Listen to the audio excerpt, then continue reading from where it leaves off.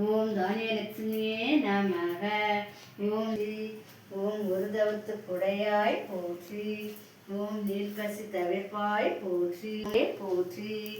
ஓம் முனைசுலி வலி எழுந்த துர்க்கையாலே பம்பன பறையொலி